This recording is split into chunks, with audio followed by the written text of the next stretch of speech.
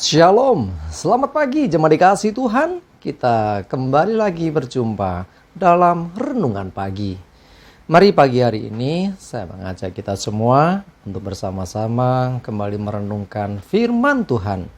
Supaya dengan kebenaran firman Tuhan hidup kita akan dibangun. Dan kita pun akan bertumbuh, diteguhkan dan dikuatkan dalam iman dan pengharapan. Firman Tuhan adalah kebenaran. Firman Tuhan sumber kekuatan kita. Firman Tuhan pedoman dan penolong bagi hidup kita. Dan bahkan firman Tuhan jugalah yang akan senantiasa menuntun kita dan menerangi setiap langkah hidup kita. Mari jemaat dikasih Tuhan, sebelum kita merenungkan firman Tuhan, mari bersama-sama kita akan berdoa terlebih dahulu. Bapa di surga, kami datang ke hadirat-Mu. Kami menaikkan segala puji syukur atas segala kebaikan-Mu dalam hidup kami. Dan sungguh kami mengucap syukur ya Tuhan atas begitu besar kasih setia-Mu. Begitu besar rahmat dan anugerah-Mu. Segala berkat dan kemurahan-Mu, perlindungan-Mu, penyertaan-Mu, pertolongan-Mu, dan juga pemeliharaanmu atas seluruh hidup kami. Terima kasih ya Tuhan. Pagi hari ini kami mau merenungkan firman-Mu. Mari Tuhan singkapkan dan nyatakan kebenaran firman-Mu. Roh Kudus, urapilah kami semua ya Tuhan, sehingga kami bisa menangkap apa yang menjadi pesan Tuhan, dan kami akan mengerti kehendak-Mu serta melakukan kebenaran firman-Mu di dalam hidup kami. Terima kasih ya Tuhan. Di dalam nama Tuhan Yesus kami bersyukur dan berdoa. Amin. Mari jemaat dikasih Tuhan, sama-sama kita akan buka Alkitab kita. Renungan pagi hari ini saya ambilkan dari Matius 2 ayat 1 dan 2. Saya bacakan. Sesudah Yesus dilahirkan di Bethlehem di tanah Yudea pada zaman Raja Herodes, datanglah orang-orang Majus dari timur ke Yerusalem dan bertanya-tanya, di manakah dia, raja orang Yahudi yang baru dilahirkan itu? Kami telah melihat bintangnya di timur dan kami datang untuk menyembah dia. Jemaat dikasih Tuhan, bicara tentang orang-orang Majus. Ada yang mengatakan ya itu raja-raja dari timur, ya dia ahli perbintangan. Ya ini menggambarkan orang yang berpengetahuan, orang yang mungkin punya intelektual lebih, ya, orang berada juga. Nah, kita lihat bahwa mereka itu datang jauh-jauh untuk menyembah Yesus yang baru dilahirkan. Ini satu yang luar biasa. Jadi tempatnya, lokasi mereka, daerah mereka menuju ke tempat kelahiran Yesus itu tidak dekat. Dan berpotensi yang namanya pembegalan di jalan itu sangat besar. Apalagi yang mereka bawa ini gak main-main. Emas, kemenyan, dan mur.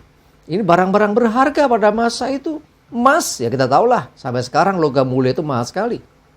Kemenyan, ini biasa dipakai untuk mereka mengadakan ibadah.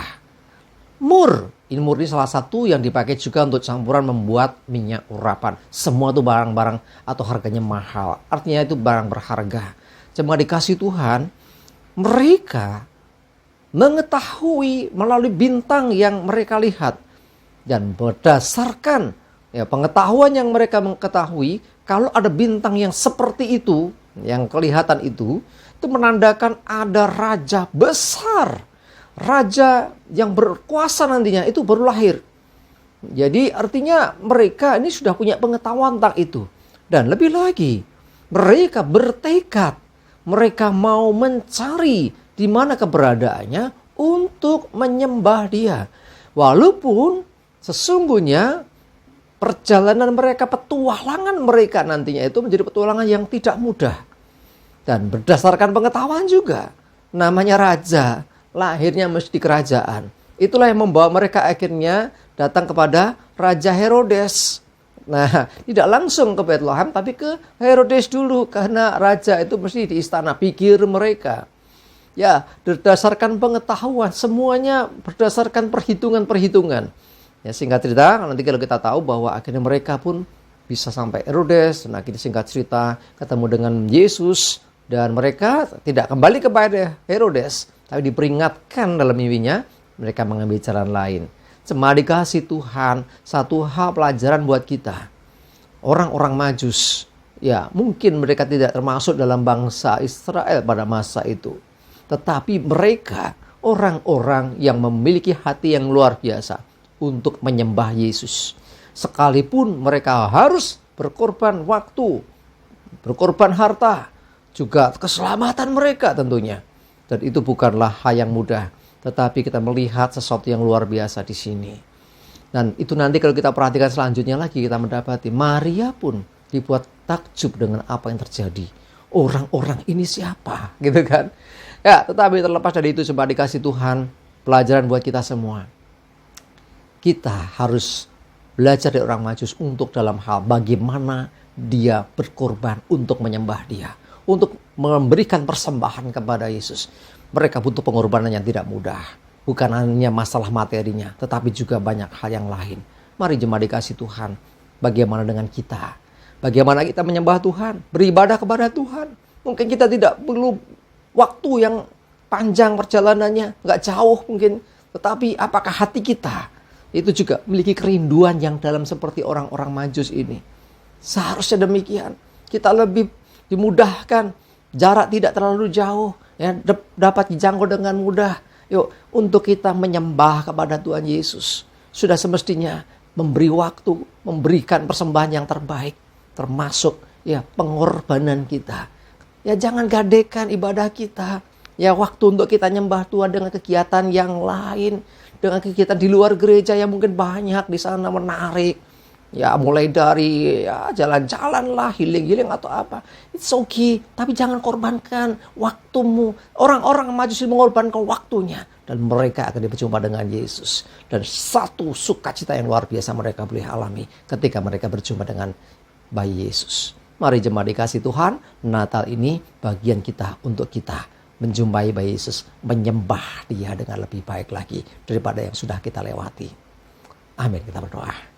Tuhan terima kasih, kami bersyukur pelajaran berharga buat kami dari orang-orang Majus. Mereka orang jauh, tetapi mereka berkorban waktu, berkorban bahkan keselamatan mereka, berkorban harta benda. Mereka mau lakukan karena mereka ingin menyembah Yesus. Ingin memberikan persembahan yang terbaik bagi Yesus. Dengan berbagai macam perjuangan yang mereka lakukan. Biarlah kami belajar Tuhan. Ketika kami diberikan kemudahan untuk kami bisa beribadah. Untuk kami lebih lagi Tuhan. Memberi waktu kami. Mengutamakan ibadah kami. Penyembahan kami kepada Tuhan. Daripada hal-hal yang lain. Terima kasih Tuhan, kami bersyukur juga menyerahkan hari ini ibadah kami, segala aktivitas kami mohon tuntunan Tuhan dan jauhkan celaka mara bahaya. Damai sejahtera sukacita dan berkat-Mu menyertai kami semua. Dalam nama Yesus kami berdoa dan bersyukur. Amin. Mari jemaat dikasih Tuhan, semangat ya, jangan lupa loh ini ibadah, utamakan ibadah kita kepada Tuhan dan selamat mempersiapkan Natal dan semangat terus. Tuhan Yesus memberkati kita semua.